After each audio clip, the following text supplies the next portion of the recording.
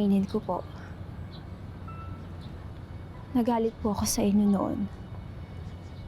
Dahil naniwala ko kay Mom na inaagaw niyo sa amin sa Dad. But I didn't know. I didn't know that Mom was so capable of doing such horrible things.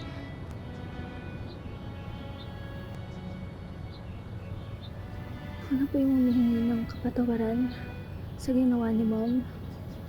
Attorney Meredith, I'm really sorry.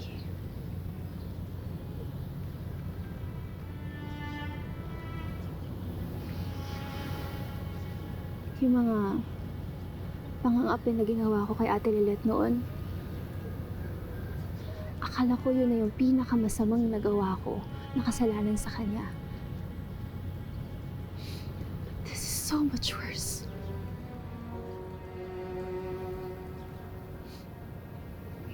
Buhay yung kinuha ng mom ko sa nanay niya. Hindi ko alam kung kaya niya pang magpatawad. I don't even know if kaya ko pa siyang harapin after knowing the truth. Hindi ko alam kung kaya ko pang sabihin sa kanya yung totoo. How do I tell Ate Lilet? How do I tell her that it was my mom? My own mother that killed hers.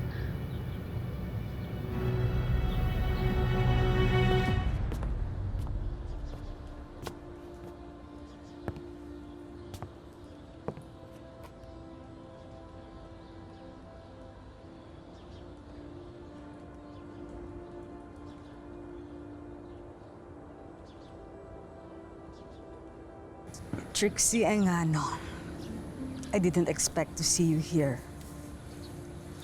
But then again, sino naman na mag-expect na mapapadpad ako dito? Lorena, You still know my name? That's a relief. Akala ko kasi lahat kayo binura ng pangalan ko sa mga alaala ninyo. Pati na rin yung nangyari kay Ino. Just so you can all move on with your little lives.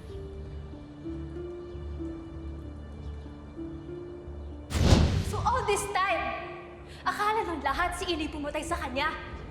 At makukulong pa siya kung buhay siya dahil sa crime na ginawa mo. My God, Mom.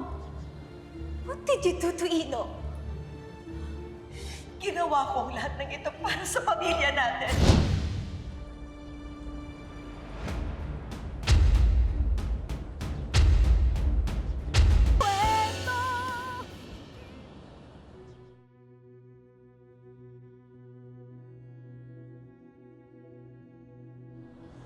Siguro, galit ka pa rin sa akin hanggang ngayon. Dahil sa iniisip mong ginawa ni Ino.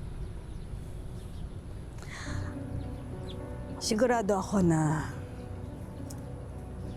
masaya ka sa sinapit ni Ino. At ang nararamdaman mo ay nakapaghiganti ka na sa ginawa sa'yo ng anak ko.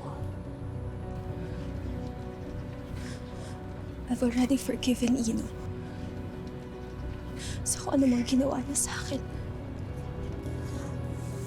But not for what you think Ino did. Tama ako, Trixie.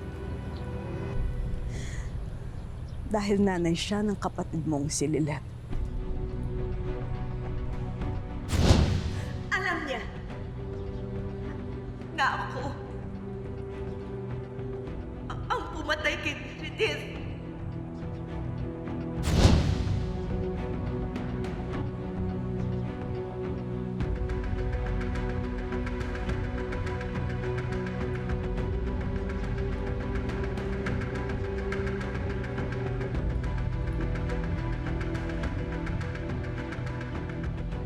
Meredith is in a better place now.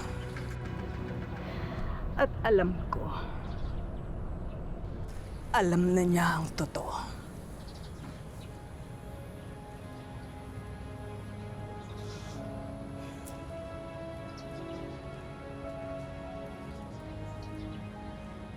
Magalit na kayong lahat sa akin. Sisihin niyo na ako for defending my son. But I will stand by my truth. Ino had nothing to do with Meredith's death. Alam niya nga ako ang pumatay kay Meredith. Sigurado ako, kung sino man ang pumatay kay Ino, sila rin ang pumatay kay Meredith. I know that. Wala siguro silang pamilya. Walang ina. Walang anak na makakaramdam ng sakit ng kahayupang ginawa nila. Kaya hindi nila mararamdaman ang sakit ng isang inang katulad ko. Kung ano ang sakit na ginawa nila.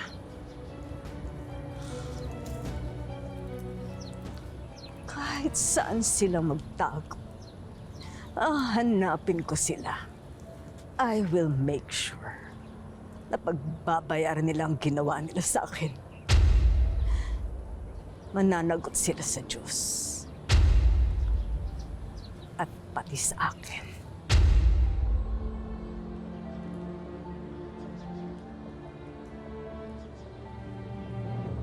I can't hear this anymore. Stop it, please. I'm sorry.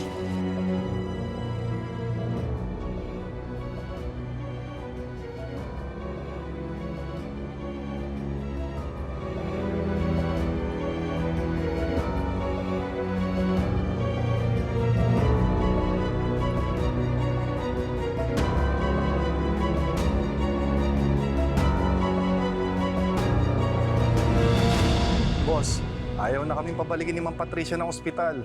Tuluyan si Sabrina. Bakit? Di ba sinabi ko ako naman ang magbabayad sa inyo? Boss, mahirap daw po makapasok ng ICU. Baka matiklo kami at madamay pa siya. Wala pala kayong mga kwenta eh. Ang importante, boss, walang ebidensya. Mabuti na lang nakuha ko agad yung cellphone niya. Nabangga siya. Sige, boss. Kayo na ho bahalang magtago dyan.